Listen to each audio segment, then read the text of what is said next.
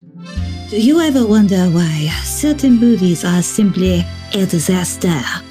Are they truly garbage? Or perhaps they are misunderstood? Welcome to the main course of cinematic catastrophe, that is Le Crap, with your gourmet, Chef Bri and Chef Gio.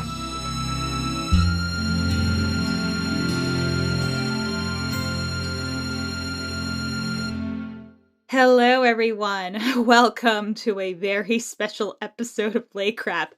My name is Bri, but before I say my things, who's everyone's favorite guy who also wants to turn off his brain? It's your boy, Gio. I love that there's a slight New York accent, but not enough that it's offensive. So good on you for that. But oh boy. So anyway, for those who don't know, I really love Broadway musicals. I actually have a whole ass full playbill binder. I should really get a second one. But I say, in the time I've been seeing Broadway musicals from when I was 5 years old, and the first ever show I saw was Beauty and the Beast, I believe, at the Palace Theater. I've maybe seen on Broadway about 40 shows, and I've seen maybe I think about 5 off-Broadway shows to some capacity, and they're a mix of musicals and plays. But let me just say this. One of the problems right now in theaters, people are really obnoxious with performers. I remember I forget the girl's name, but Dr. Santos on The Pit. You know, some jackass in the audience says, "Hey, did you do your charts yet, Dr. Santos?" Or people who are on their phones and shit. And I was telling Gio this off camera the other day. I almost got into a fight one time on Broadway. It was all the way Bryan Cranston playing LBJ and some guy had his phone out. I almost got in a fight. So this is going to be really weird that we're watching a Broadway bootleg, but we kind of had to for this show because at the time we're recording this, it is Spider-Man weekend. And Spider-Man has been featured in various pieces of media, from movies, TV shows, cartoons, video games, and musicals. Oh, yes. You see, in the webhead's 60-plus year-long history, there have been many a high, for example, Spider-Man 2, Into the Spider-Verse, and Spectacular Spider-Man, to name a few. But there have also been some, spectacular low points, i.e. One More Day, Amazing Spider-Man 2, Paul. Fuck Paul. But in all of Peter Parker's many, many, many years of tortured existence, there were few low points that were as widely and publicly ridiculed as today's dish. Now, because it is not only Spider-Man weekend, but it is also my lovely co-host's birthday weekend, I decided to bite the bullet and finally watch a Broadway musical. And what a one to begin with.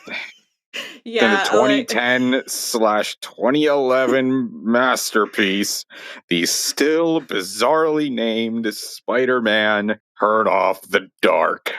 And you know what?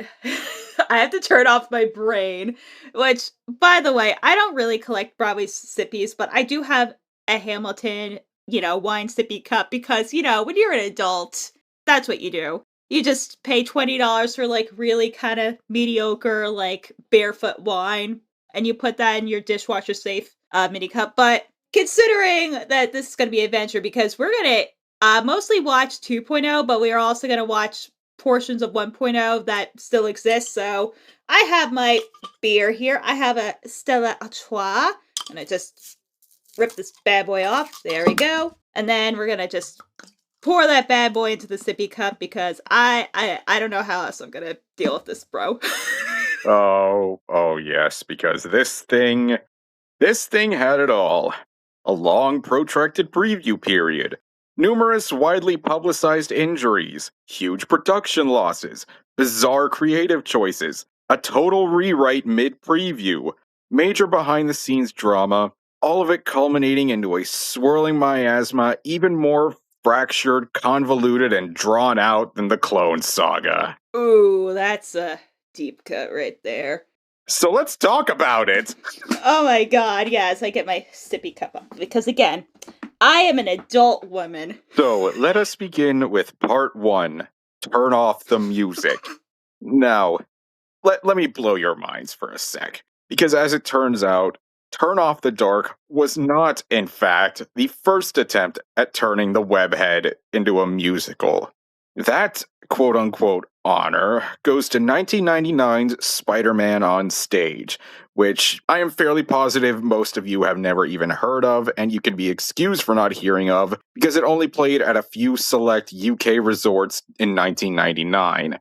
Featured a story of Spidey fighting against the Lizard, and was composed by prominent UK musician, I almost said magician, Henry Marsh. And also, I think around the time the Raimi movie came out, there was also like one of those little Universal like stage shows of Spider-Man as well. Yeah, that was Spider-Man Rocks, played from 2002 to 2004 at Universal Studios Hollywood, which, much like its eventual successor, combined rock music and stunt sequences. Now, around the same time where the Raimi movie came out, Marvel announced that Pink Panther director Tony Adams would be helming a Spidey musical. Because of course! Now, for this endeavor, Adams recruited a pair of his fellow Irishmen in Bono and the Edge of U2. Because when I think of the trials and tribulations of Peter Parker's life, I think of Bono and that one time that you two put that album on your phone and your iPod so you couldn't take off. This is already starting out brilliantly. I know. Now, after acquiring his fellow Irishmen, they brought in Julie Taymor, who was just coming off the mega success of the Lion King musical, in order to direct it. Now, the reason that Bono and The Edge signed on to do this actually has to do with some beef with Andrew Lloyd Webber. Because at one point, ALW joked that he was thankful that rock musicians had elected to leave theater alone and letting him have it all to himself, which the U2 pair took a bit of exception to and decided to give old Andrew a little competition. I guess the same, which by the way, this is not funny, but it is. We might have to review it at some point, like the pro shot of it. But the sequel to Phantom of the Opera, aka Andrew Lloyd Webber's self-insert fanfic, Love Never Dies, he at least has an excuse why it was bad. He had an actual fucking brain tumor, so at least he had an excuse. You've told me about that one before. Oh boy. Yeah. 10 years old.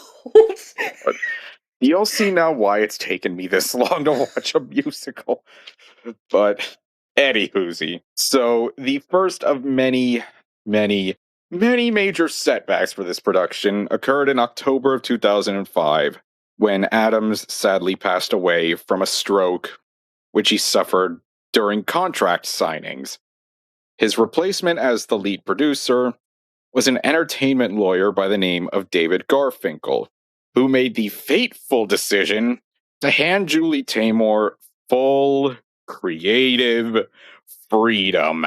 And if we have learned anything on this show, is that when a director has a vision and they have nobody around to rein in that vision, things like the apple happen. Yep. And also, like, because this actually got really nasty into a lawsuit at a point. Here's the thing. I like Julie Taymor. Her artistry has inspired me. I have no idea, why she was approached for this musical. This feels more like, ironically, like a Cats. This is something that's more, I don't want to say, gaudy, but, a little bit more straightforward.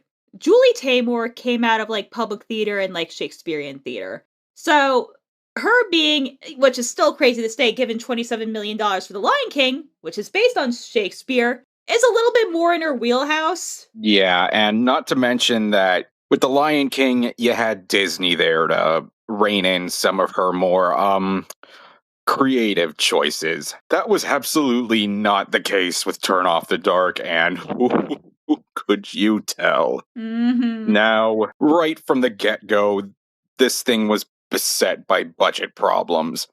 Readings for it first began in 2007, but they ran into the first of what would be many delays. And by early 2009, they were already $25 million in the hole. By March, the budget had grown to $52 million. Now, this was the same year that Disney bought Marvel, but somebody at Disney had to take one look at what was being brewed here and thought, oh no. Oh no, we will do mediocre adaptations of, Frozen and Aladdin. Like, we'll probably break even on most of those. And they're just like, no. Mm-mm. No fucking way. So if the Spider-Man crew thought that they were going to get aid from Disney's financial might, they were unfortunately very mistaken, as they elected to remain completely uninvolved with the funding. It was only through the intervention of Michael Cole and Jeremiah Harris, both former chairmen of Live Nation, that the team were able to receive and raise the necessary funds. The very first preview of Turn Off the Dark was November 28th, 2010. Now, you would think after all those ordeals to get it funded, that the worst was past them. That maybe they could just air their silly little Spider-Man musical and be done with it. But oh no, true believers. Oh, no. Because the troubles here have only just begun. It was not Excelsior. Part 2. Turn off the safety harness. Oh, God. So, Turn Off the Dark's preview period can best be described as nothing short of an exercise in public humiliation. Originally, the show was expected to premiere in full on December 21st. It would end up being delayed 6 times, eventually premiering officially on June 14th, 2011. One of those delays was for major rewrites, and by the end of its preview period had held 182 preview performances, which was by far a Broadway record. Yeah, that is just not normal. Like, usually, like, a month, maybe 2 months of previews, or, like, out-of-town tryouts are, like, normal. Which, that's the thing that gets me about this, is that of all the things, like, even Lion King had an out-of-town tryout. Like, that's pretty common for musicals to do. I have no idea, like, when they were in financial straits, why they thought it was a good idea to put this disaster on full display within reasonable distance of New York theater critics. That, I think, if anything, that killed them the most. Oh, well, we'll get to what the critics had to say in a bit. Now, the delays were only a third of the reason for the widespread ridicule of Turn Off the Dark. The other two were the story itself, at least from 1.0, and the widely reported injuries. A total of 6 people were hurt while working on Turn Off the Dark, 5 of which during the preview period. After 2 stunt doubles were injured, the New York State Department of Labor cited the show for 2 safety violations, which was then followed by OSHA handing them an additional 3 safety violations along with a $12,600 fine. The very first injury occurred very forebodingly on the show's premiere preview night, when actress Natalie Mendoza was struck on the head by a piece of equipment. Less than a month later, on December 20th, stunt actor Christopher Tierney fell over 20 feet into the orchestra pit due to not being properly connected to the safety cord as he was making a jump. The injuries, both the number of them and how quickly in succession they kept happening, made Turn Off the Dark a very easy target of jokes by comedians and late-night figures. Everybody, I mean everybody, was taking pot shots at this thing. We're talking not just late-night shows, we're talking like South Park, I think I read like either the Muppets or Sesame Street made a joke about it. I think it was Sesame Street, which they film in Astoria, Queens, so I wouldn't be shocked. And hell, even officially licensed Marvel products were taking the piss out of it. So, in Ultimate Marvel vs. Capcom 3, which released at the tail end of 2011 at the height of the Turn Off the Dark mockery period, they included a quote for Deadpool to say to Spider-Man before a match, where he tells the webhead that he's going to rough him up like a Broadway musical. And should he win that match, he will follow up by saying, "Aw, that was too easy. Maybe it would have helped if you turned off the dark." God damn. You know when you have gotten to the point where Nolan North Deadpool is taking the piss out of you, you know you done goofed. You know what's another done goof is that we let that Deadpool game fail.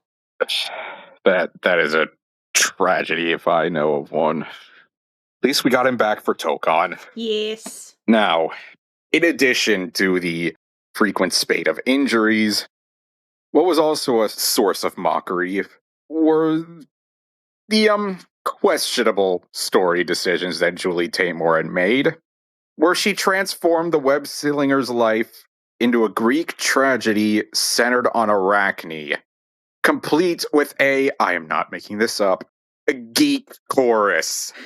Let me say that again, a geek chorus. You know, I told you this. One of my greatest regrets in life is I was regularly going to New York around that time.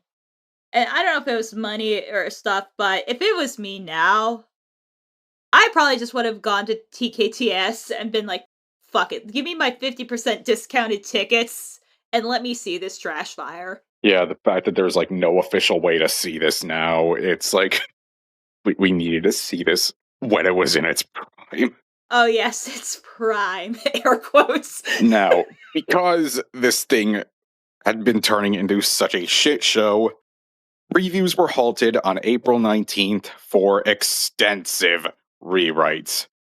Taymor ended up leaving the production, and the reins were then given to then Marvel writer Robert Aguirre Sacasa, who had written Spider-Man stories in the past, to simplify the script into a normal hero's tale.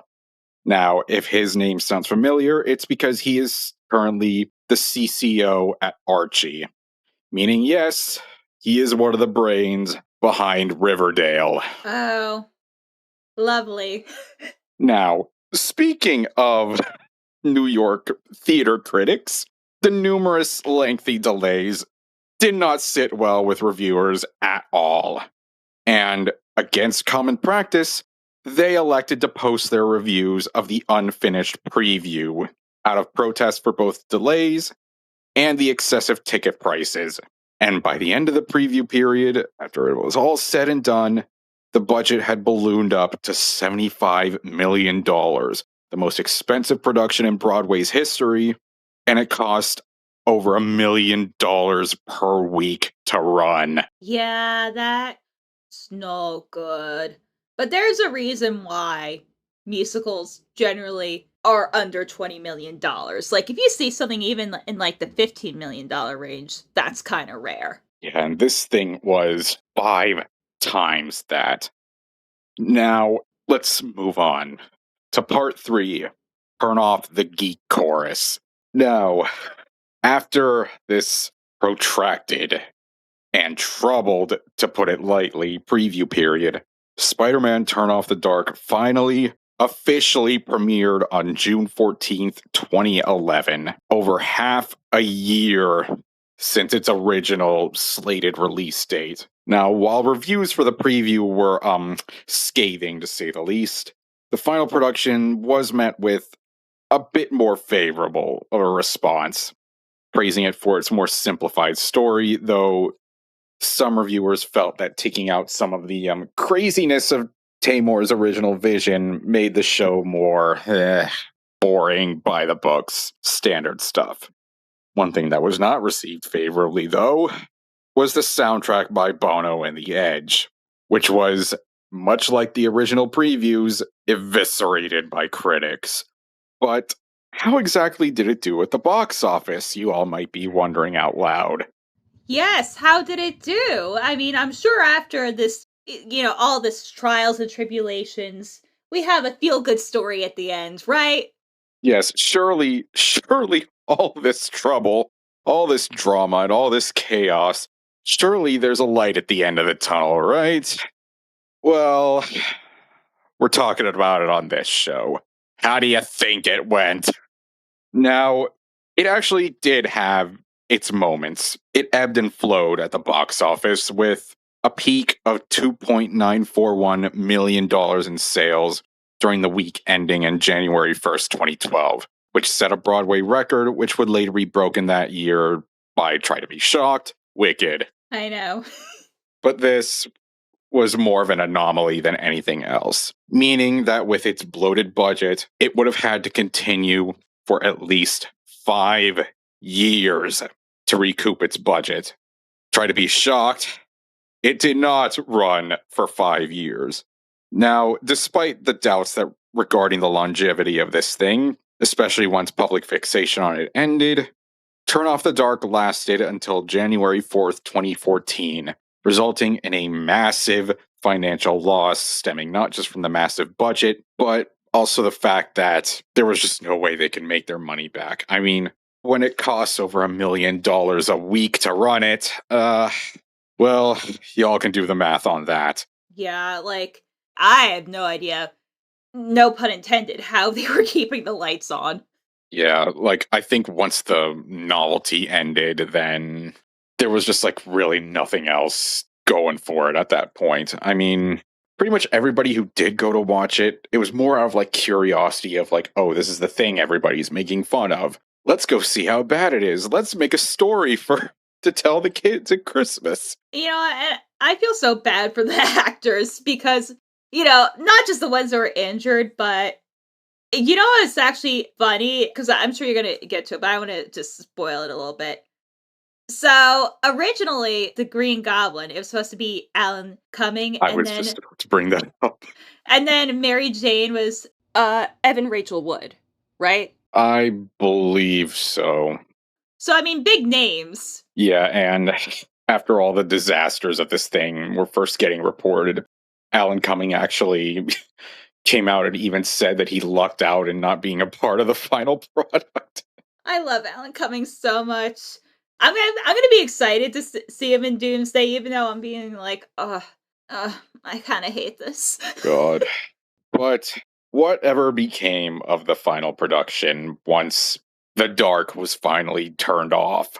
Well, there were attempts made after the show closed to move it to Las Vegas, which, as we were discussing before the show, they probably should have just done in the first place. I mean, you take one look at how this thing looks, and you're thinking, this belongs next to a bunch of ladies in colorful feathers. Yeah, like, I think if this had played, like, next door to, like, Penn and Teller or, like, a Cirque show, I'm not sure if they would have broke even, but I feel like Vegas audiences would be far more forgiving than, like, New York theater audiences. Yeah, because when you think of Broadway, you're not thinking of, well, this thing that I'm staring at right now. Yes, of Patrick Page and his way too tight freaking, like, Green Goblin suit. But, you know, this whole thing from, like, the lawsuit, you know, and, like, Juliet Taymor, I had joked on my Blue Sky.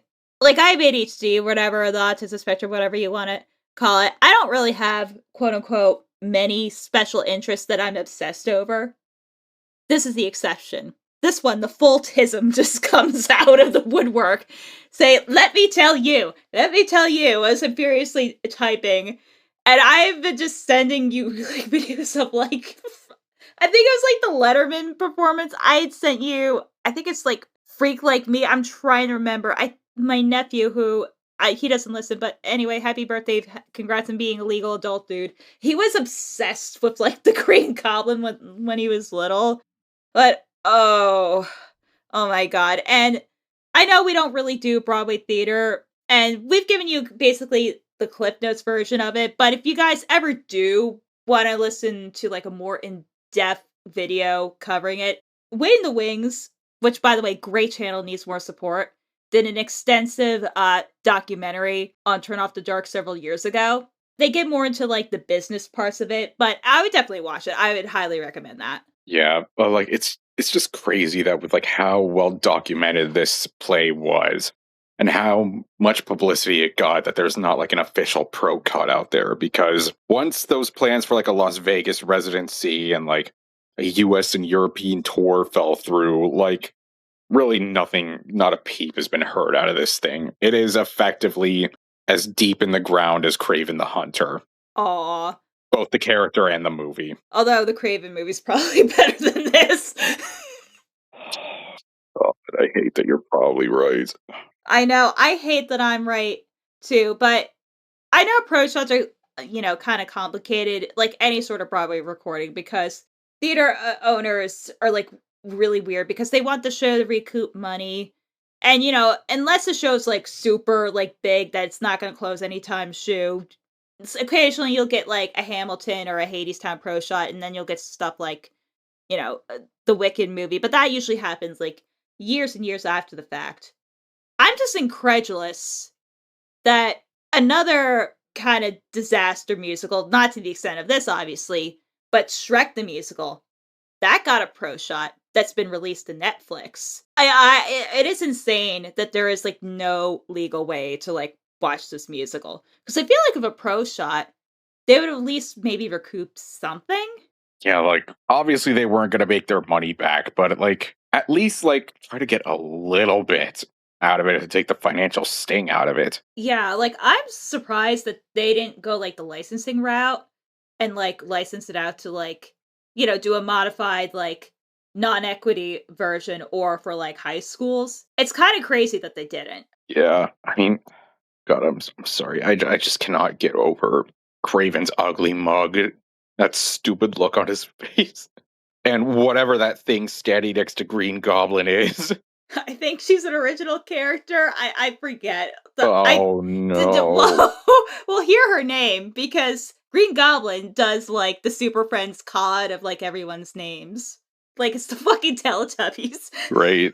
We got an OC on top of everything else. Alright. Are you ready to turn off the dark? That's the only answer you're getting. Well, let's get all the freaks in this bitch. We'll play a TV spot or something. We're gonna watch this. I got my beer, so I'll probably be okay. Gio doesn't really drink too much, so just say a prayer for him, and when we come back, we'll give you our thoughts. Spider-Man, the most daring and innovative show to come to Broadway, is back. Reimagined. Now in previews at the Foxwoods Theater. Visit Ticketmaster.com. Spider-Man, Turn Off the Dark. The event that will redefine the Broadway spectacular.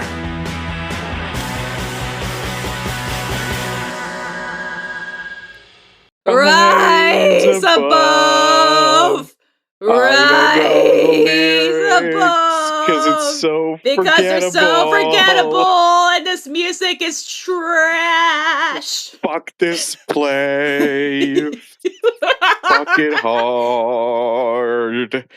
Holy fuck. Hey, you know what? At least that had more effort than the music in this play. Holy shit. You know what? I've seen a few bad musicals. Like, I think I've seen more plays than musicals that have made me angry. But holy fuck, this has to be one of the most incoherent, tonal whiplash, fucking garbage books I've ever seen. This was horrific in so many ways. Yeah, you wish it was the apple. Oh my god. This thing wishes it could be the apple. Oh my god. I want to just stand on my soapbox for a minute. Okay. And deliver a heartfelt apology to the Amazing Spider-Man 2. Oh no. You are no longer the worst version of Spider-Man I have ever borne witness to. Amazing Spider-Man 2 was just Spider-Man 2 compared to this. And hey, at least Electra got a redo. Oh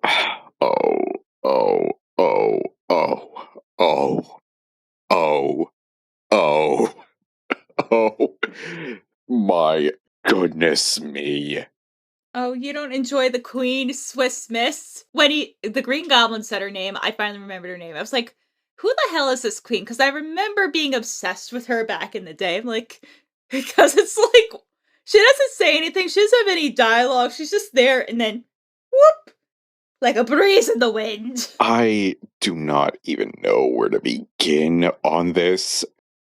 Like, bear in mind, this was the rewrite. This was after they, quote unquote, fixed things. Oh, my goodness me, this. And I just have to kind of comment back on Swiss Miss because it's like relevant for like the show's like really incoherent world building. So, spoiler alert, Norman Osborn's origin and like the Sinister Six origin is that they're genetically modified experiments. Norman has like the DNA, I believe, of like a bat and like a lizard. I forget exactly what it is. And then like Craven is like part lion and cheetah and like other things. Swiss Miss is literally just moving metal with like, you know, a freaking propeller blade boobs. That it's not even exaggeration. So where does that happen genetically? I'm just curious. You got me. I mean, if Julie Taymor wanted to have like a female member of the Sinister Six, okay, use like Black Cat, or hell, do what the Spider-Man ride did and put in like Scream, or like this is far from the only problem that this play has. Oh no. My queen is the least of the issues of the story. Which, by the way, we were gonna watch 1.0 stuff, which we will at a later date, but me and Gio are like, I'm not sure if this is gonna add anything. Oh, no. There is so much to go over with this. So, there's really few points in talking about the story, because what this is basically a Cliff Notes version of Spider-Man 1 and 2, the Raimi Spider-Man 1 and 2. Like, they just straight up took those movies, tossed them into a blender, and called it a day. And there's really no better example of that than with the Green Goblin. He feels like a mashup of Norman Osborn and Otto Octavius. Oh yeah. Which, by the way, another spoiler alert. Yeah, Doc Ock is nowhere in the Sinister Six, which apparently the Sinister Six are just Norman's creations. He's not actually a member of the Sinister Six, which is kind of fucking weird. But, and you know what? I think we're talking about this. So much of like Norman's just kind of feels like weirdly tacked on, although arguably, and we'll get into it more, he's like the main character of the show. But I was explaining to Gio off camera that, you know, from what I understand about 1.0, is that Arachne, which will break her down in a sec, was originally supposed to be the villain of the show, and that she originally was the one who gave Spider-Man his powers. But during extensive rewrites, she was turned into more of a supporting character, and they just chose Green Goblin because, again, this is like, you know, when they're developing the show, this is like the mid-2000s, you know, Green Goblin is, you know, very much in the public consciousness and arguably the most well-known of Spider-Man's villains. Yeah, like, it makes sense to have the Green Goblin be, like, the villain of this. It makes substantially less sense for the inclusion of the Sinister Six, because, another spoiler alert, they don't do shit in this. Diddly. I imagine their costumes were extremely pricey to make.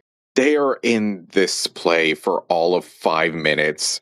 And Spider-Man just like one-shots all of them, and then they're gone for the rest of it. There was 0 point in them being here. Of course, you have, like, you know, some more obvious members. Like, you have Carnage and Craven. Which, by the way, Carnage being, like, a scientist of Oscorp. So yeah, the Sinister Six all have the same origin story of that they're ex-employees of Norman's that quit, that he kidnapped and turned into genetic monstrosities. Let's go over each of the 6. Well, Let's do that. Except for like Swiss Miss, because nobody knows who the fuck she is. She's a queen. She did nothing wrong. So, out of the other 5, we've got the Lizard, which, okay, you could see that. Kurt Connor's working for Oscorp with, like, genetics and, like, lizards and stuff. Okay, that fits. His costume looks fucking horrible, but we'll get to that in another sec. Oh, God, there's just so much to unpack on this. Electro, I mean, by the time this was made, like, ASM2 wasn't out yet, so we didn't get the weird, like, uncomfortably geeky, like, scientist Electro yet. So it really makes no sense why he would be working for Oscorp unless he was, like, an electrician, like in the comics. But no, here they explicitly say that they're all, like, scientists. So he makes no sense. Sergei Kravenov was big game hunter, so there's, again, no reason why he would be at Oscorp. Swarm in the comics is, I think, a scientist, but you know what else he was? A Nazi! Oh, that's fun. Like an actual World War II era Nazi. You know, like the Red Skull. So, no idea why he would be here, but probably the most egregious one. The one that you just have to question, why is he here, is Carnage. Because not only does it make no sense for a symbiote to be here, especially this early on, but Cletus Cassidy was a fucking serial killer before he became Carnage. It makes 0 sense for him to have been part of this. And you know what's crazy is that even the Venom movies understood that. And it feels just like such a waste to just throw all these villains in here when they do absolutely nothing. Yeah, they do nothing to advance the plot. Like, I have no issue with them being a fodder. It's that they're not even fodder for, like, a greater purpose. Oh, also, we just have, like, Hammerhead in this at one point. Oh yeah, he's just randomly there. When Spider-Man first appears, and then Hammerhead shows up with, like, I think it's supposed to be the Kingpin? And then this, like, other random thug dude? They're, like, really bad, like, Disney character heads is the best way I could describe them. Like, if you ever seen, like, one of those face heads of, like, this could easily be, like, a face character, which is basically Disney park terms for, like, they don't need a mask. It's just, like, a live actor. But then they just choose for something like, oh my god, have you ever seen, like, the Claude Frollo, like, mask? It reminds me so much of that.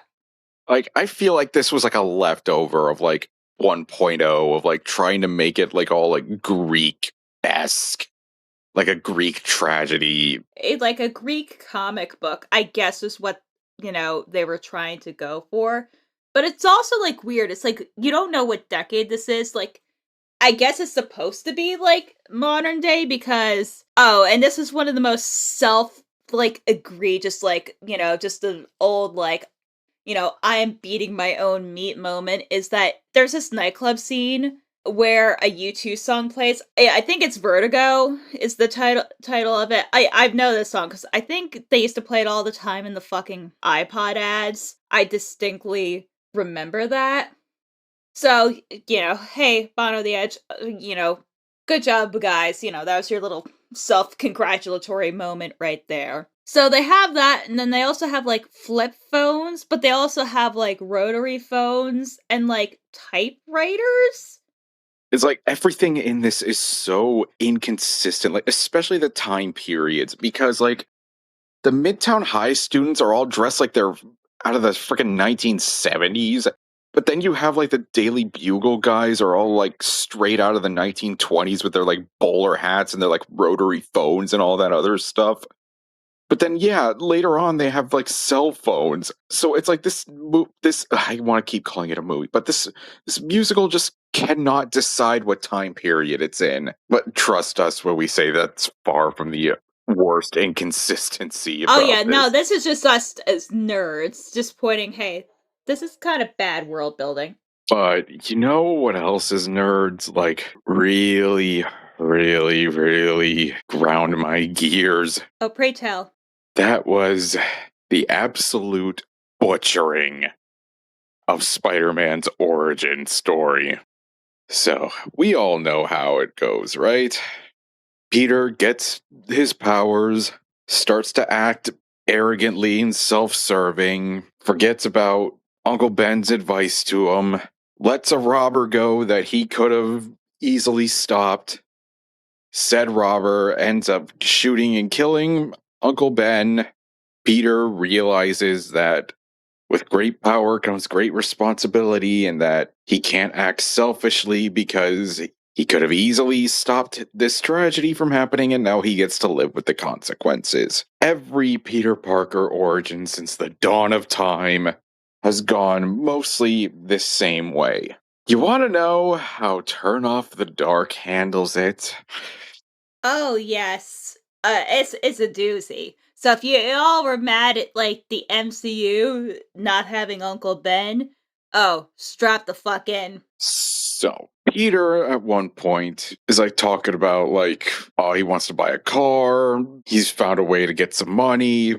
And he says to Ben, all right, Ben, I'll see you later. He goes and does, like what we saw in Spider-Man 1 with Peter dressing up like in a wrestling outfit and going to fight Randy Savage. Unfortunately, we don't have Randy Savage here. Believe me, that would have made things substantially better.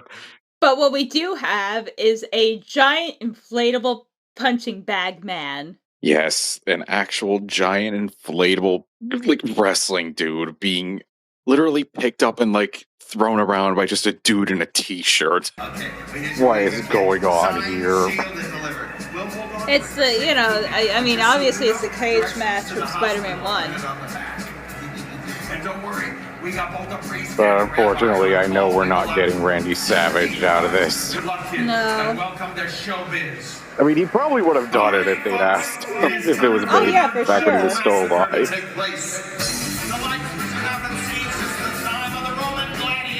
I actually would have paid good money to see that.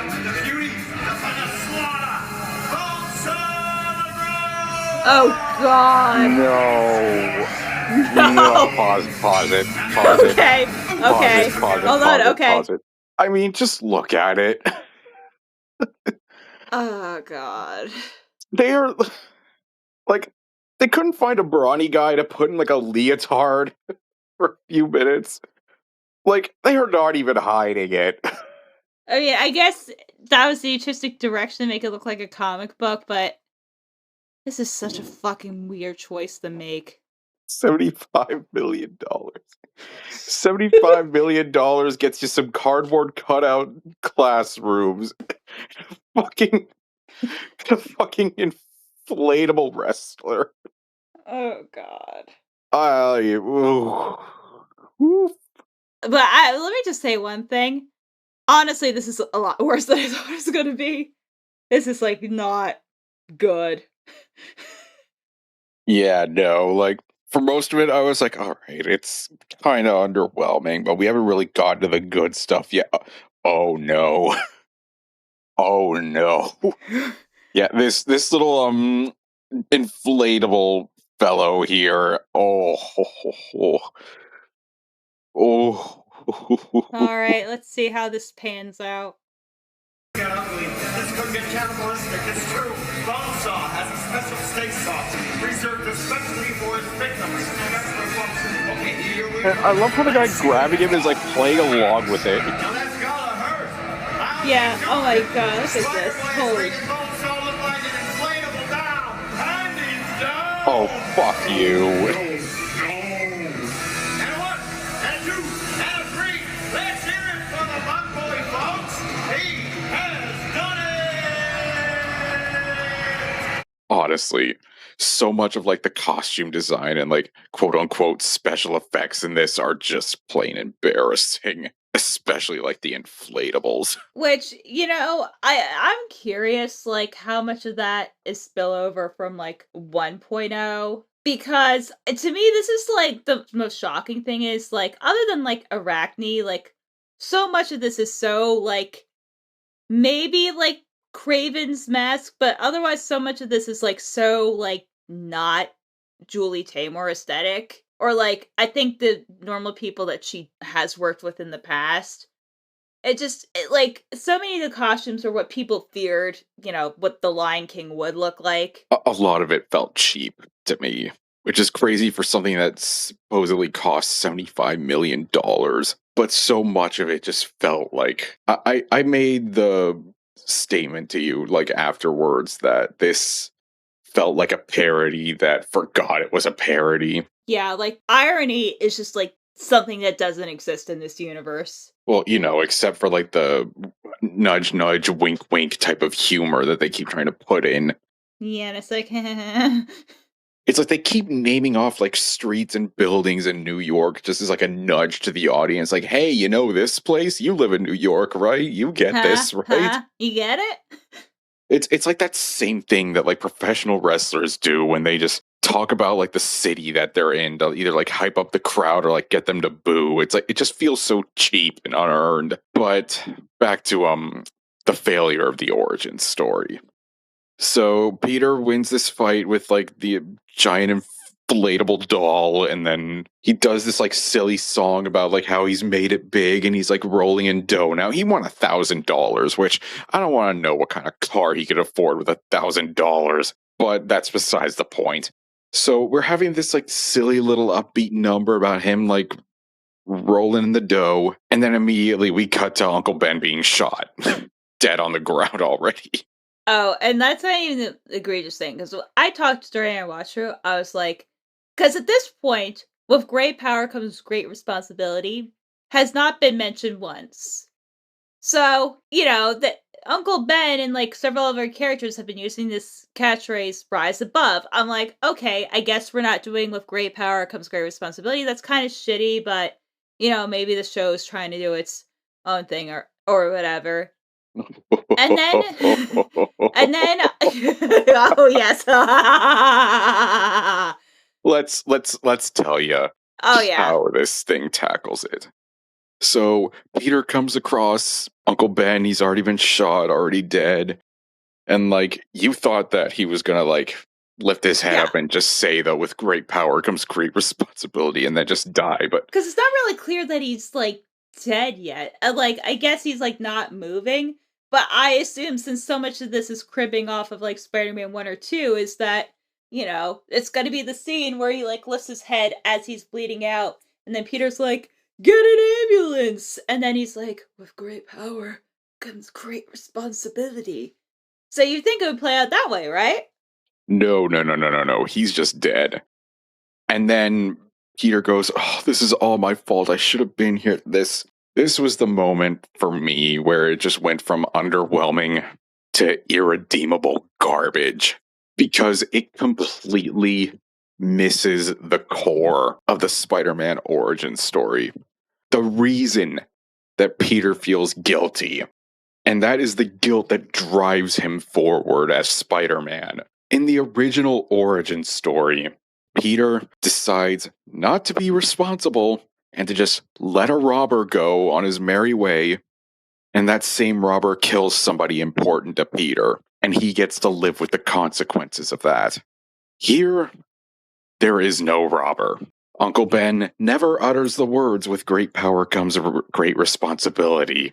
And the only, guilty thing Peter thinks is, oh, I should have been here. I could have stopped it. This was not an incident enabled by Peter being irresponsible. No, this was a horrible random carjacking. This was a situation that had zero to do with Peter. Just every core element of the origin story just goes poof. But you want to know what happens next? Oh, yes. Let's tell our lovely audience. So Peter does his emo song. That's really fucking bad. Yeah, the music in this is god awful. But then he makes his big proclamation, and he's like, I'll do what you asked, Uncle Ben. With great power comes great responsibility. My jaw just dropped.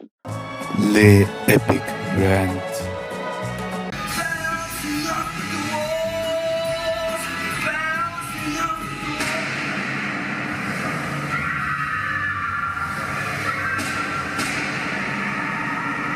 Not the generic screaming effects.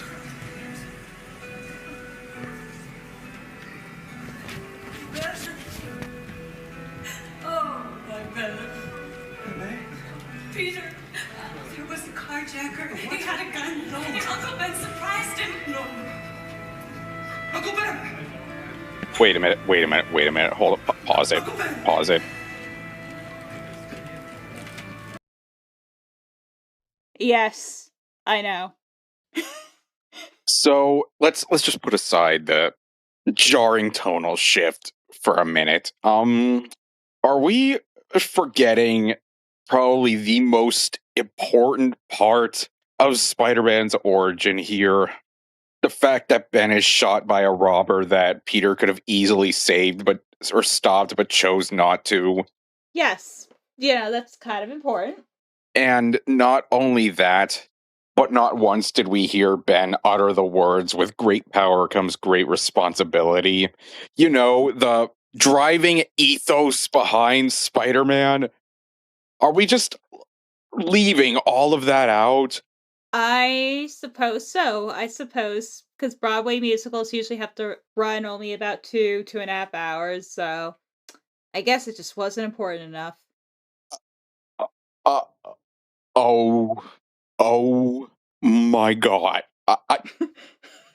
How, how in the absolute fuck do you forget to include the fucking robber being somebody that Peter chose to just let go? I don't know. This might be a hunch, but I don't think creatively the story is making very good decisions. Oh my God. Oh my God. This is like if you made a Batman story, but just left out the parts where his parents were killed, and he just decided to become Batman just because. Because he was bored. I'm gonna have some words to say about this at the end. Oh my God. Oh Yeah. no. Oh. I am all for taking a few creative liberties if you feel like it is going to improve the story you're trying to tell.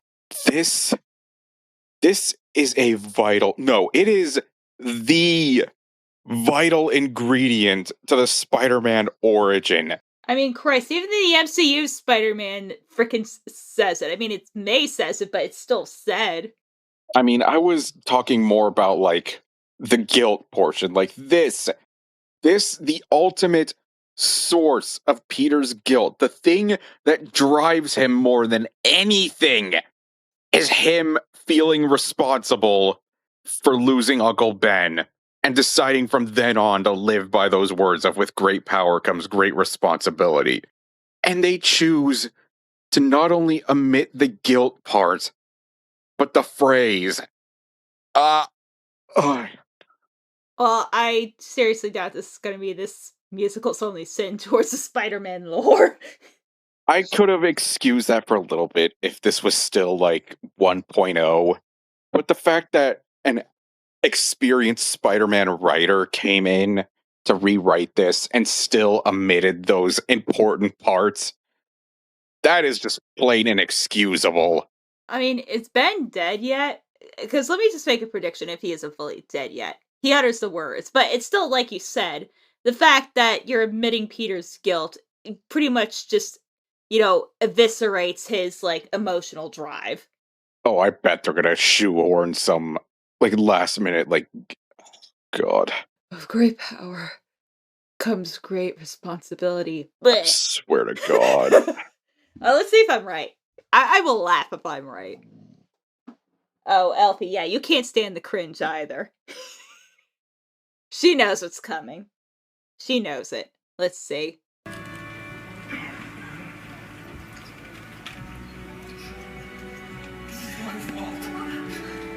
My fault. Peter, don't say that.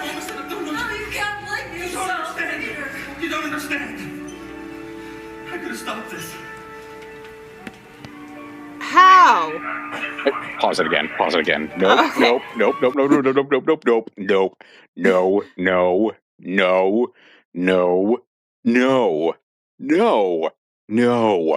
No.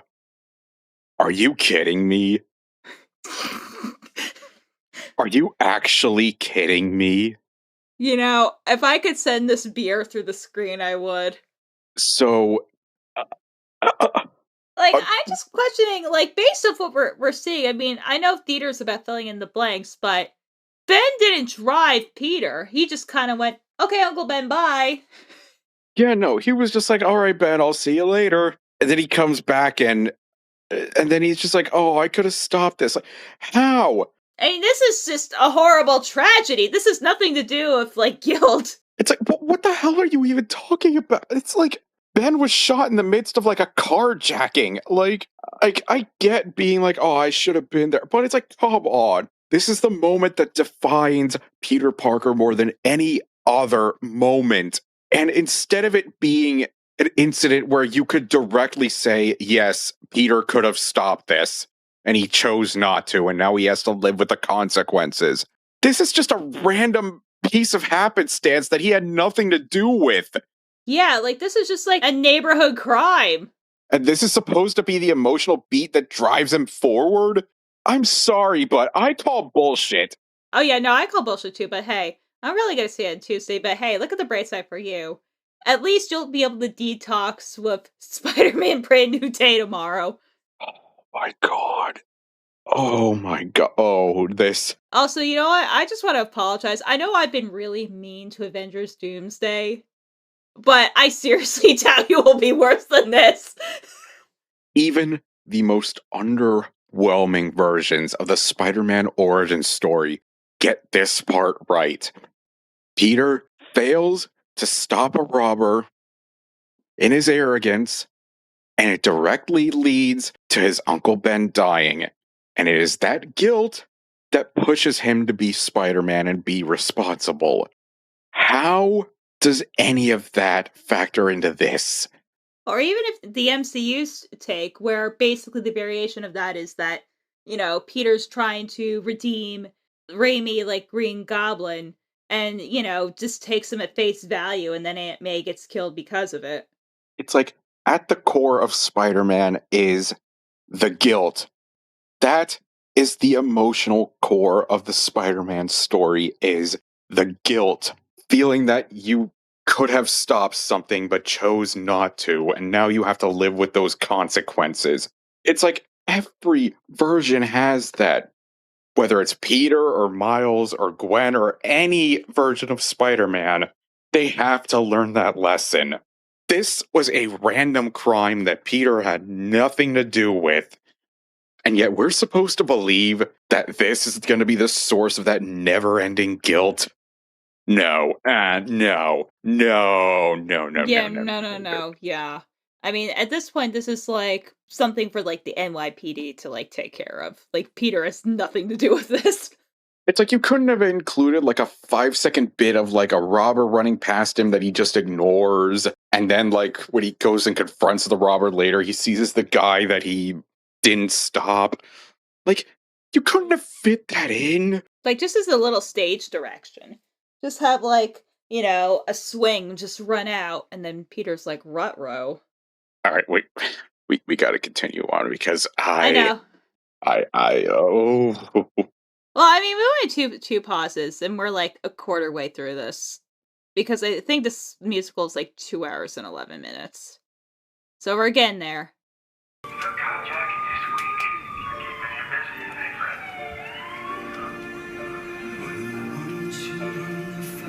Oh god, and they're gonna make it a song, Jesus. I mean, I know it's a musical, but wow.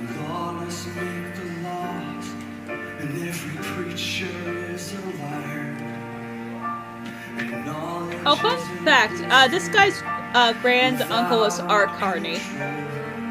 AKA of the Star Wars Holiday Special fame. I mean, he did other stuff, like, he was a great actor, but, like, I just thought that was interesting. That disasters run in the family.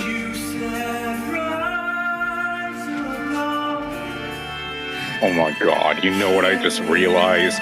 What? They made Rise Above the catchphrase instead of with great power. Oh. No. Oh, no.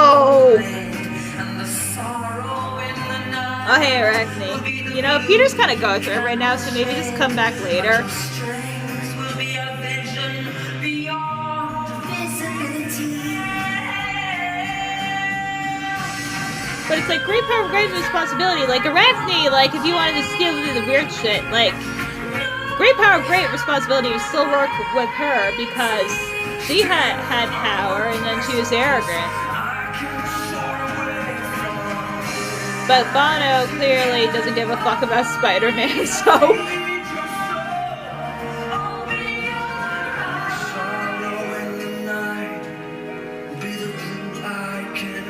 You know, I love how emotionally disconnected this is. Like, I should be bawling my fucking eyes out, and I'm not. I'm still hung up on how they just completely butchered the origin story. Uncle Ben, I make this vow to use these gifts to serve the world. For with great power comes great responsibility. Oh no! No! Oh my god! Oh my god! You know, if we actually saw this in person, I think this is the moment you would actually have walked out. No. Oh no. I hate this. I hate this so much. Hold on, we're gonna see Green Goblin soon. Oh my god. Oh my god. You know what? It's actually a travesty. You know what? It would have been better if they just never said it and just left it at that stupid rise above. But the fact that they put it in like this, that it's just like a random thing that he blurts out that he came up with on his own, is oh no. Yeah, like this book is actually like a fucking disaster. Like I've seen like a lot of bad plays and musicals. Like I actually went to a play so bad that somehow won a Pulitzer. I think it ran unopposed that year, so it wasn't that impressive. That the play went on for like so long, and I was in New York alone, and my mom didn't hear from me for a while, and she texted me, "Are you okay?" Because she didn't hear from me. I was like, "Mom, I don't want to talk about it." Which, by the way, I saw this in this really fucking shitty theater in Greenwich Village, and it was 100 out. Like, I was literally melting.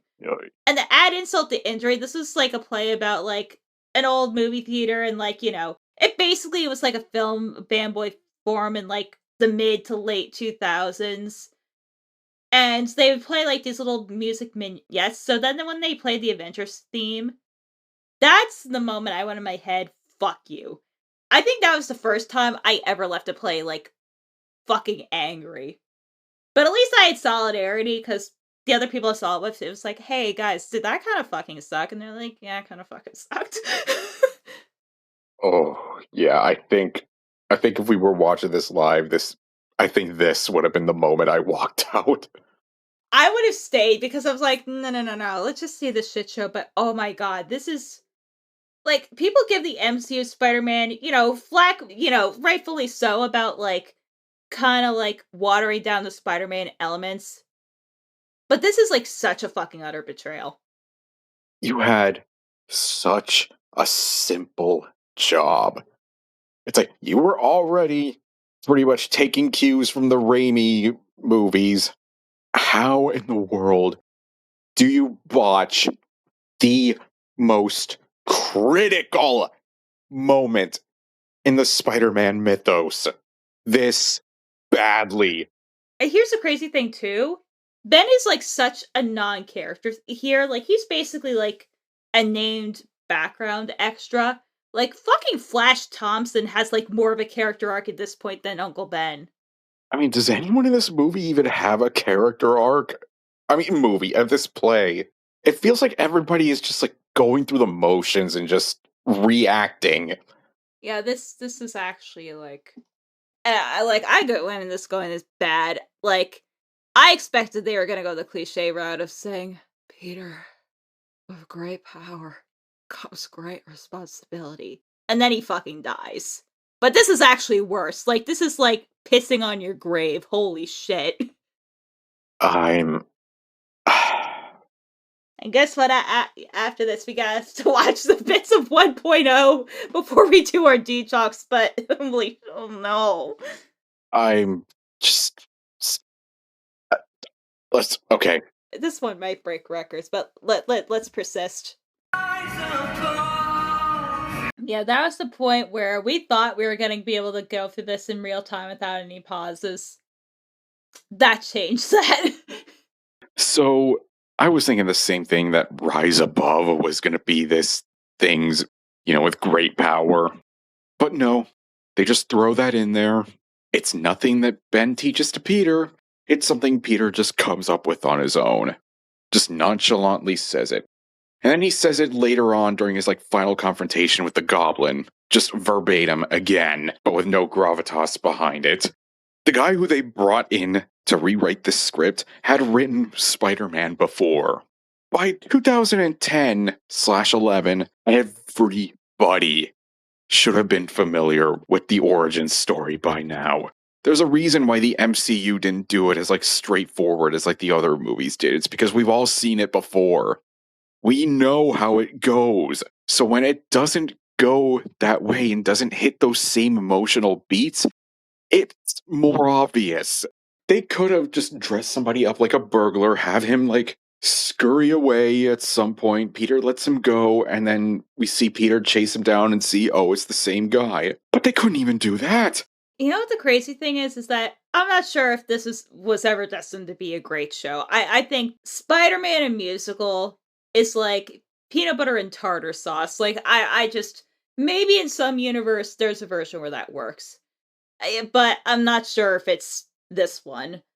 So many of this show's biggest flaws could be just solved with little, stage directions like that. But no.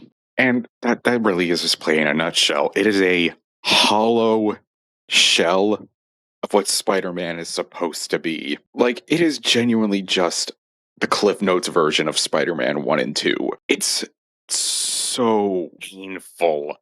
And have you noticed that despite talking about this saying it's Spider-Man 1 and 2, we have not mentioned Peter Parker and Mary Jane at all? Yeah.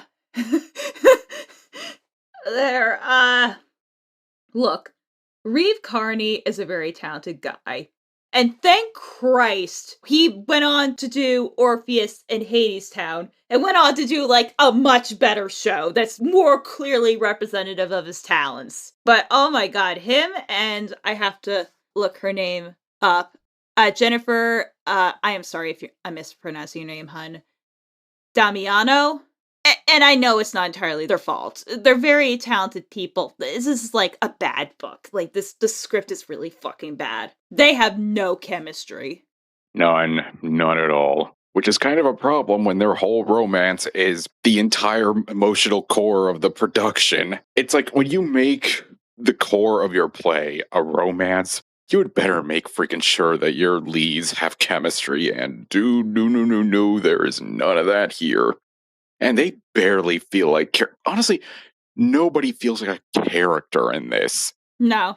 And we get this little tidbit at the beginning of oh, Peter is tired of being bullied at school, and then we see that Mary Jane has to live at home with an alcoholic father, which that is never mentioned after the first 5 minutes, by the way. No. You would think with how early on it's introduced that it would be an important information, but nope. It's never brought up again.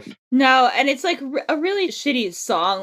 And this is the introduction of Rise Above as a catchphrase, but it's also not really a catchphrase. I've noticed the show has a theme of setting things up and not really following through on them.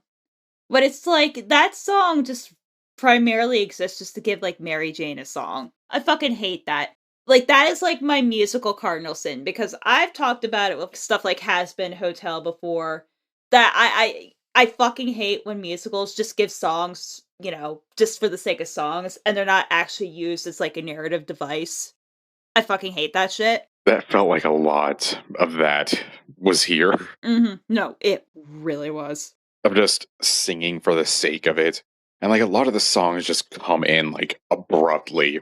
They'll just be talking normally, and then all of a sudden they'll just shift into a song. That is honestly one of the things that I've never really liked about musicals, and probably why I never really got into them, was just like the sudden shift from like talking normally to just singing. Just, I don't know. You know, I think you'd probably enjoy like a more sung through musical all the way like Hamilton or Les Mis, where there's actually no dialogue, it's just all songs. I might go for something like that. And I think now is the time where we talk about the actual star of the show, Mr. Foghorn Leghorn Norman Osborn. Yes. Our main character of the evening. You know, he had like some moments, but and there are some things I'll admit that made me chuckle. I just wish his character was like that consistent all the time. And that he was just like this campy, let's just say like, gay MC. Cause that's what he kind of felt like at time. Like he felt like, the MC from like Cabaret, but like with way more lycra. Honestly, it was getting to uncomfortable levels with me, especially late on. Like, I described him during the viewing as Willem Dafoe meets The Mask, but like worse. Yeah, much worse. Like, honestly, the Goblin's character just kind of peaks in the Act 2 opening number. You know, the freak one. Because I'm like, that's the best number of the show. Like, how do you ever fucking top that? Because that's the only song I like, even vaguely remember. Like, when we are first introduced to Norman, and like, the first half they are showing like his relationship with his wife as like a parallel to Peter and Mary Jane's, and like, again, does not work at all. But that's when you start to see, oh, they're fusing his origin with Doc Ock from Spider-Man 2, which is a really, really bizarre choice and makes me wonder why they didn't just do Doc Ock in the first place. Because here's the thing, like, Doc Ock, like, even in the Raimi movies, he's like, his arms were partially puppeted. Like, half the time, like, in those close-up shots, those are actual practical arms. Those are not CG. Like, during the operating scene, those are, like, fully puppets. You could have gone, and they have these in, like, the intro of, like, Peter getting his powers and, like, fighting the bullies. People, like, almost, like, this Japanese, like, puppetry, like, all, like, completely in, like, black attire and shit, like, you can't see their face.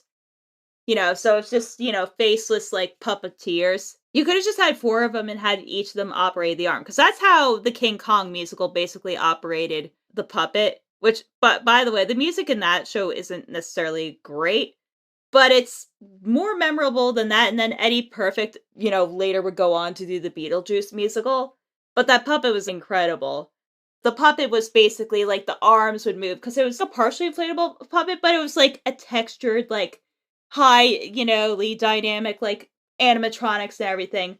But they would move the arms, of, like, puppeteers. There'd be guys that would just move the arms, so the actors wouldn't get hurt. And, like, they were clearly there, but you, like, bought into, like, the suspension of disbelief. They could have done something like that, but no, instead we get a Green Goblin who really looks a lot more like the Vulture, to be honest. He really does, especially when he admits he has bat DNA, I guess to justify for, like, why he has bat wings. And, like, he speaks with this, like, really obvious, like, Southern accent. That's why I call him Foghorn Leghorn, because that's what it reminds me of. I say. And, like, Aunt May kind of speaks with that accent, too. Like, they really don't talk like New Yorkers. It really doesn't feel like it. No, like, I don't think I heard one Queens or Brooklyn accent at all. And, like, Norman walks in with this, like, silver glowy jacket and, like, all these, like, cybernetic designs on it. And then, like, when he enters, he calls himself the Visionary. And then that combined with, like, the garish jacket made me think, would this have been better if Seth Rollins was playing Norman? I would have killed for that. Honestly. I don't know if it would have made Brave New World any better, but I'm sad that his part got cut from that movie. I know. It's like, I've got a million problems with WWE right now. Seth Rollins is not one of them. No. Seth can do what he wants. Then in part 2, when we got Norman, like, transformed and, like, he's doing all the quirky humor. Like, he thinks he's, like, the Mask or Beetlejuice, and, like, he comes out with, like, a piano and, like... Oh, which, by the way, that piano is going to be important later. It's like, they try so desperately to make him, like, quirky and like offbeat and like self-aware, and it's just it adds to the tonal inconsistency because like every scene with like Peter and MJ is like this emo, like ultra serious like tone to it. And then Norman shows up and everything turns into like fucking cabaret. Like there's just no consistency at all here. No, there really isn't remotely.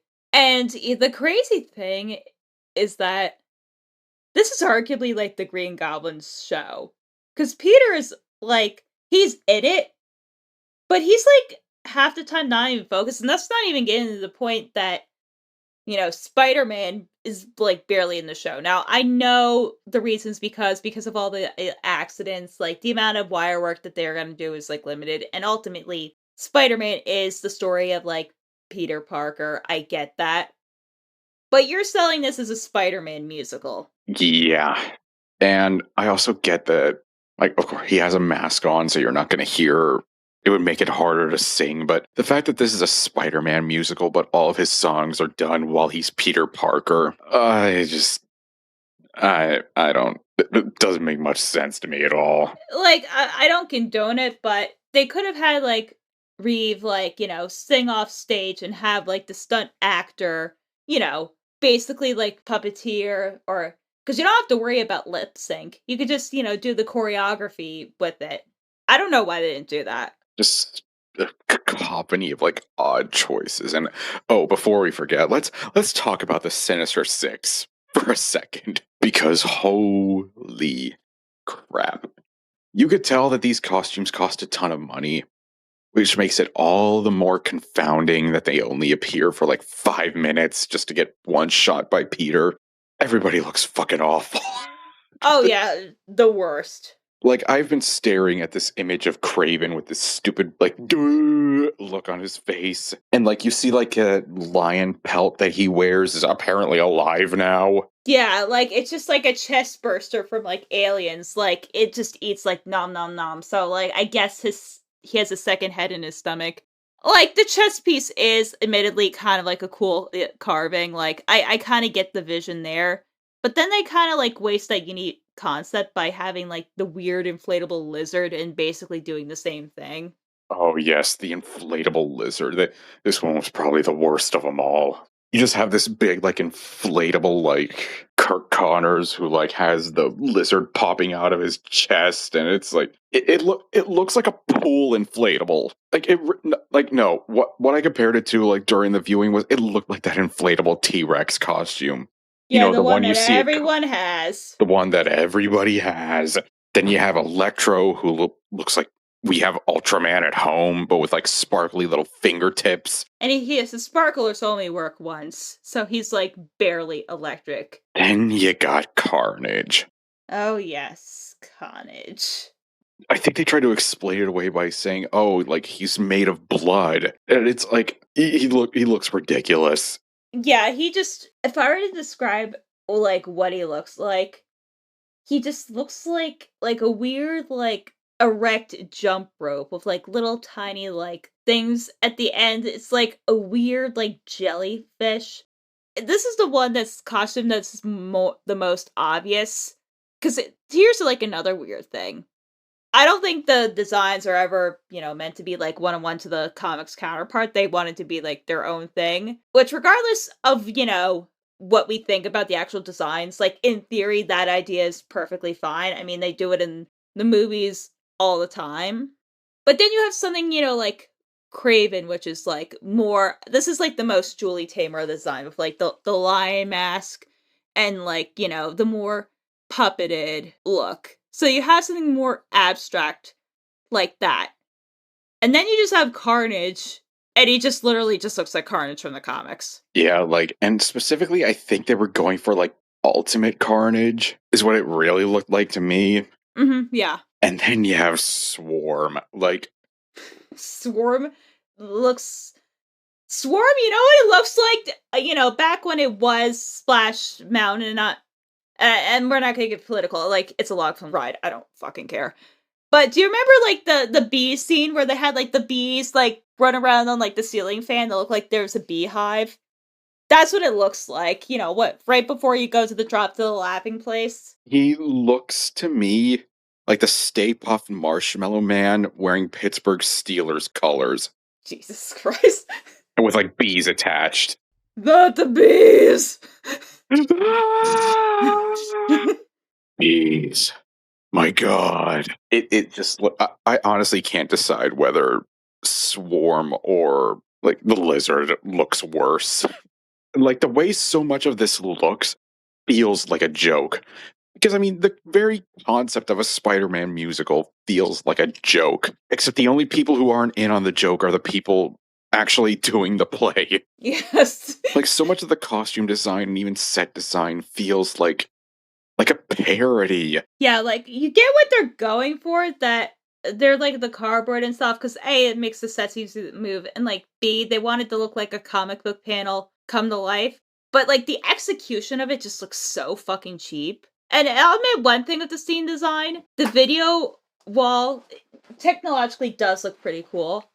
I have, like, mixed opinions on, like, screen or projection backgrounds for musicals. Like, I think if you do them right, it could be well, but literally there's just parts of this show that are just, like, video segments almost like it's a concert, and it's really weird at times. It feels like, I mean, I could be wrong here. It feels like it was a way to save money by, like, you know, making the staging, by having these little, like, you know, pre-recorded segments play. It just seems like so many of these elements are just in contradiction with each other that they just don't mesh together at all. No, not at all. Like that final battle of like Spidey and the Goblin fighting, where they're like, first they do like the aerial stuff, and then you have like J. Jonah Jameson, which, by the way, you could clearly tell that the guy playing Jameson was trying so hard to be J.K. Simmons. Oh, yes. I mean, it was a fine J. Jonah Jameson, but it felt like, okay, we've seen this J. Jonah before. Like, it really wasn't anything to write home about. And like, there were points when he was talking where I was thinking, is J.K. doing like the voiceover? Because I will admit, like, there were times where the impression was pretty spot on. But like, there's that scene at the end where they're talking and you just see these like neon signs of like Spider-Man and the Goblin popping out, and you hear them talking. It's not even neon, it's like, they're like wood.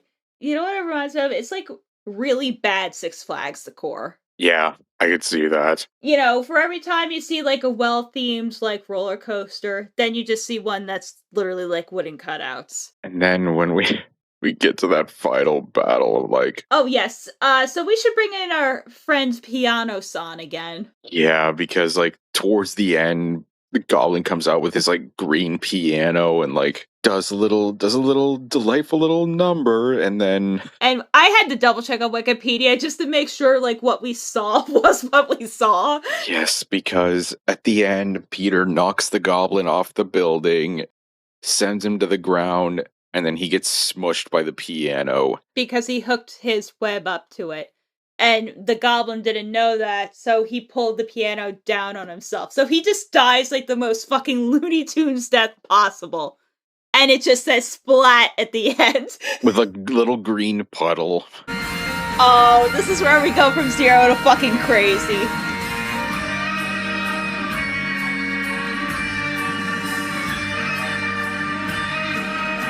Like, could they not just make him a glider or something? Like, for real, he feels more like Vulture than Green Goblin. Yeah, no, he does. I mean, they could have done the glider of the wires too. They just have to have the harness in the middle, just like have like a surfboard or whatever attached to his feet. It'd be like the same effect. You save the girl or kill the goblin. What is this funhouse cutout? What is happening? Why do we keep calling them mutants? Why are we calling them mutants? Because he couldn't figure another thing. So you wouldn't push it off. You what? No!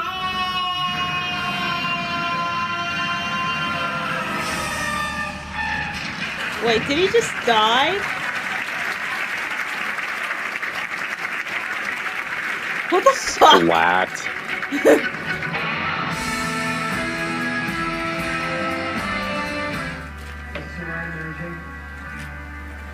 This will always be so. So I had to check the Wikipedia thing. So Spider-Man actually led the Green Goblin to his piano. So he literally died like a Looney Tunes step. Shut up. That is so dumb. I know. That splat's gonna be in the thumb. Which, you see what we mean by how, like, tonally disconnected it all feels? Because every scene involving, like, Peter and MJ feels like I'll put it like this. Every scene with Peter and MJ feels like Twilight. And then every scene with the Goblin feels like the Looney Tunes or the Mask. And none of it blends together well at all. Oh, not at all. No. Like, I don't think I was mad at it as you were, but I found myself, like, more frustrated. Because, like I said, I don't think there was any version of this in this universe that this was going to be a good show. No, not at all. But there were so many different choices that you could have made to make this show palatable.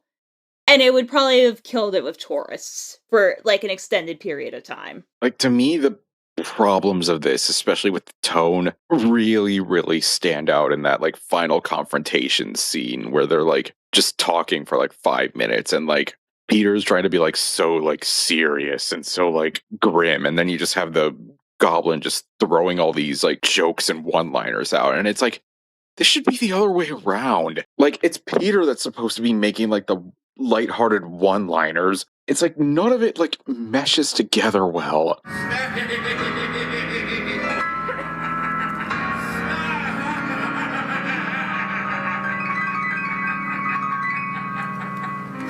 I'll take Manhattan, and then I'll flatten all of Queens. I love those kind of scenes.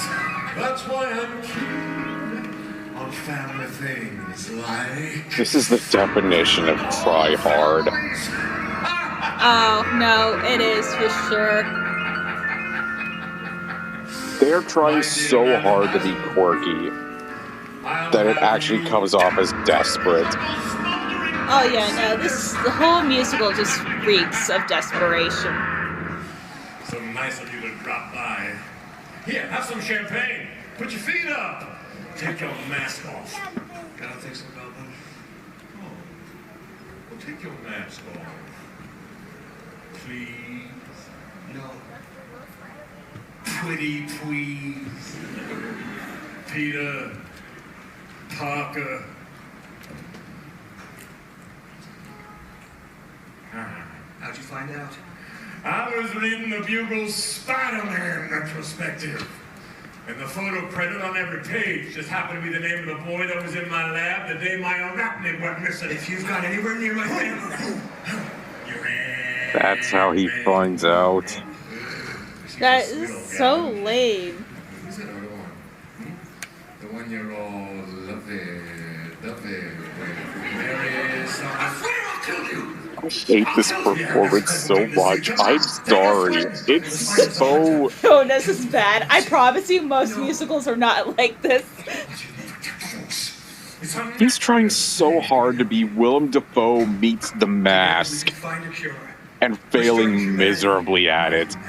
I mean, this book is doing him no favors. Your DNA belongs to me. Me! So there's only one way this can go. We gotta team up. What? You'll be my boy wonder. Hell, I'll be your boy wonder. You know what? We'll trade off on boy wonder duties. Are you insane?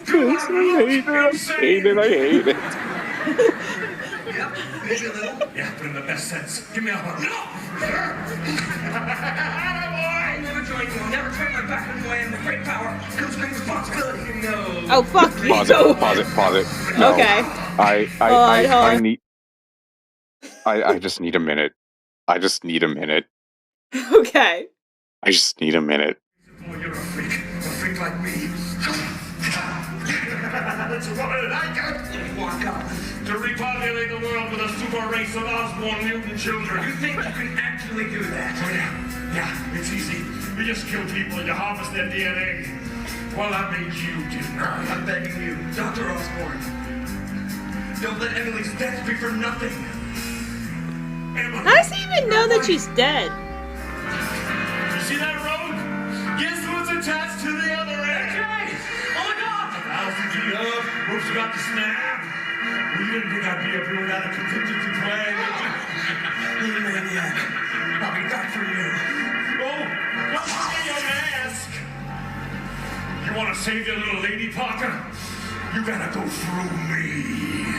I'm coming at this from the perspective of a guy who adores Spider-Man. Just everything here just feels incorrect. Yeah, it feels wrong. And 1.0 is probably more of a fun train wreck. I get by the end of this, everyone was tired and, someone said, okay, the show has to come out in, like, some capacity that it can be performed every week. But it's just kind of a shame that, on paper, what should have been, like, the 1992, like, Olympic basketball dream team of creatives just ended up being such an unmitigated disaster. Yeah, no, I don't even think Andrew Lloyd Webber himself could have saved this. And Andrew's had some stinkers too, but to me, the biggest crime of this versus like Andrew Lloyd Webber is that a lot of Andy's worst shows are ones that, they're like so obviously like a self-insert fan fiction and, kind of got into the George Lucas thing of like no one telling him no.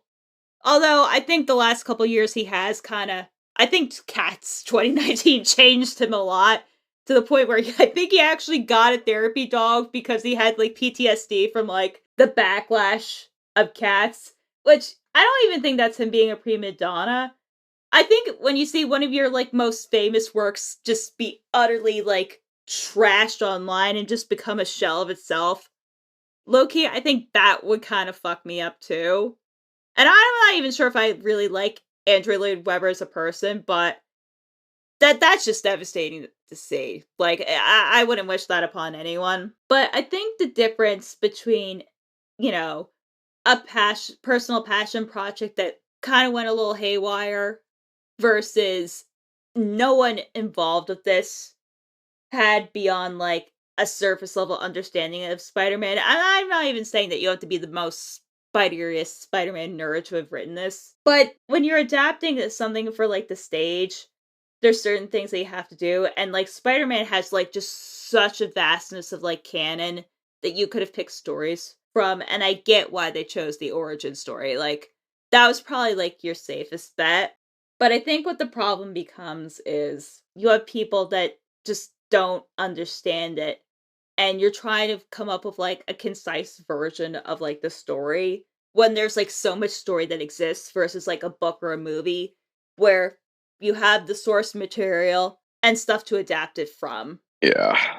Biggest problem for me with this is just that it feels a lot like a lot of the adaptations we see nowadays of, like, quote-unquote nerdy properties where it's made by people who think they can do better. Like, we've seen that with, like, the Halo TV series. I know we've seen that with a couple of other video game-related projects, where it's made by people who, like, don't really know anything about the property or why it became popular in the first place. Or disdain. Or if you want to take a more recent example, like Zach Krieger's Resident Evil movie, that's clearly just Resident Evil in name only, and they're only using the name Resident Evil so that the studio that has the rights doesn't lose them. This just felt to me like somebody watched Spider-Man 1 and 2 one time, was told about, like, a couple of other villains of Spider-Man, and then we're told to just go off of that. Like, this is the skeleton of what Spider-Man is supposed to be, and then just forgets so many other crucial bits. Like, the most unforgivable part to me is just how badly they botched that origin story. It could have been so easy to fix, and they don't. That to me was like the biggest sin. Like, yeah, the music's horrible. The story itself is garbage, but at its core, it just has no idea what Spider-Man even is. And that's why, like, I feel like the theme of the show is emotional disconnect. Because, again, you relate to the Goblin more as a character because you see, like, his transformation in his arc. Peter just, like, yeah, he obviously has, like, a story arc, but it's just, he feels, like, so flat and unchanging that we don't really get to know Peter as a character. He's just like, oh, I'm Spider-Man now. I got all this responsibility. Oh no, I might have to choose.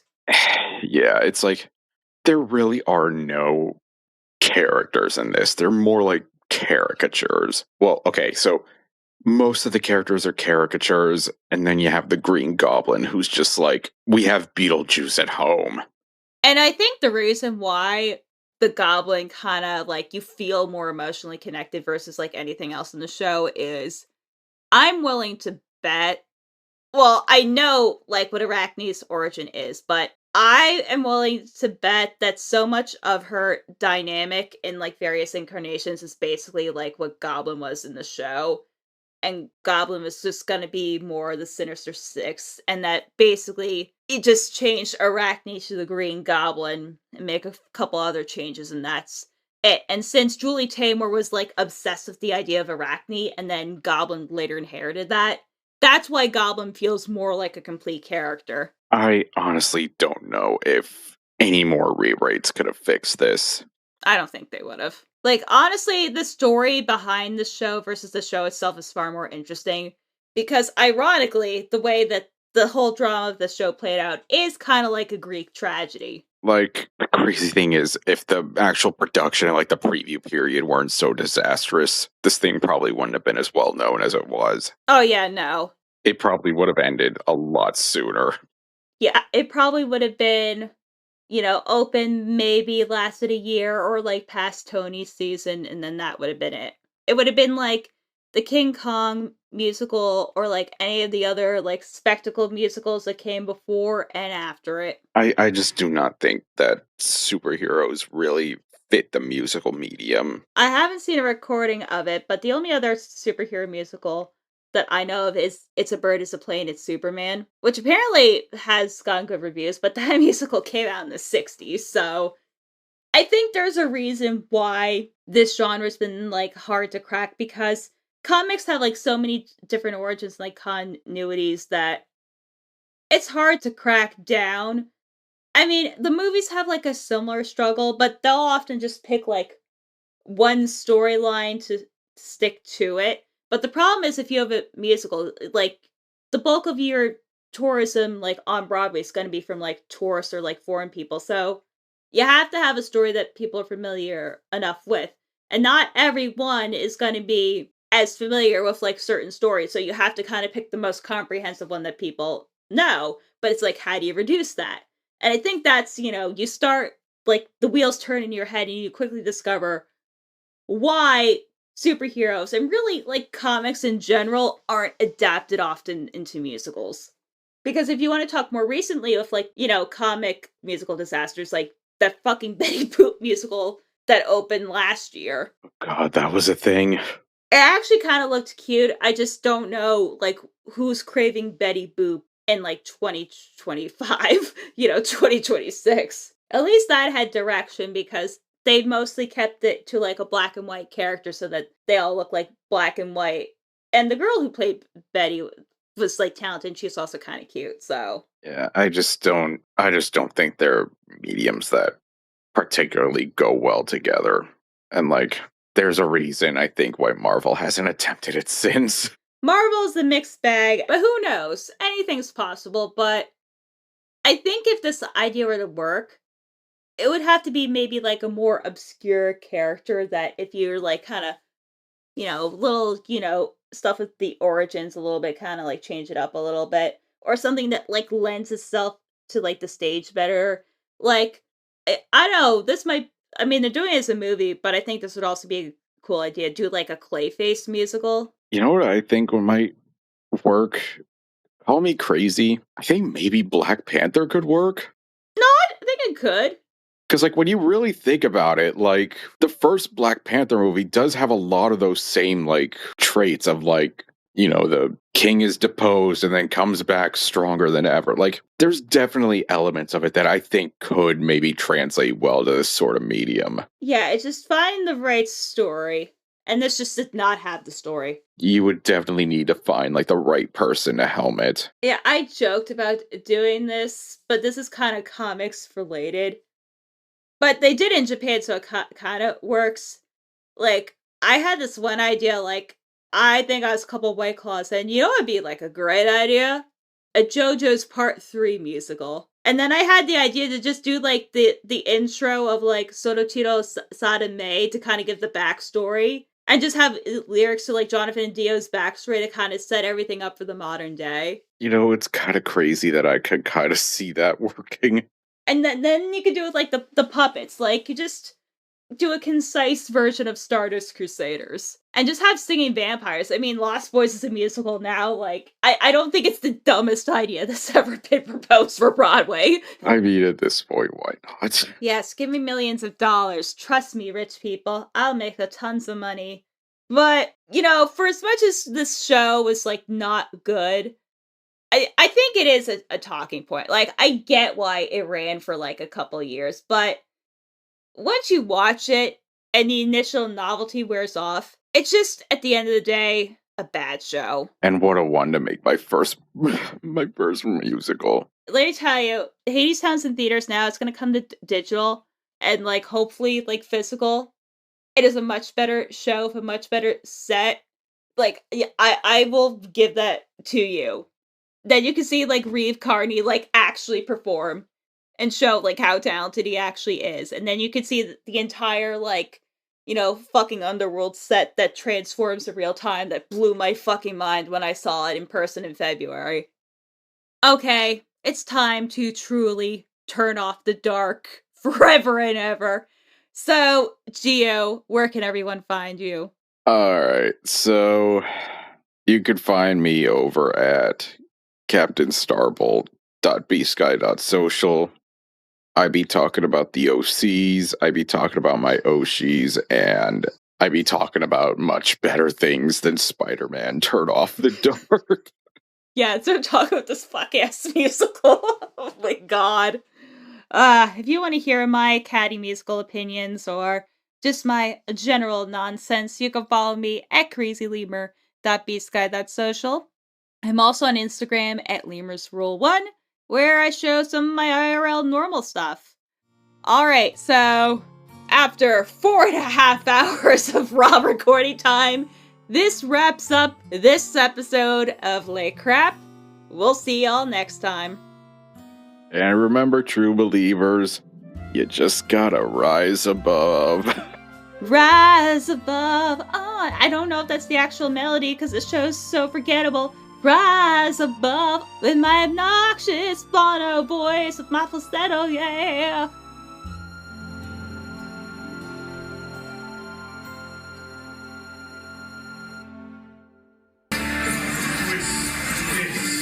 Oh yeah, Swiss Miss, my queen, Swiss Miss.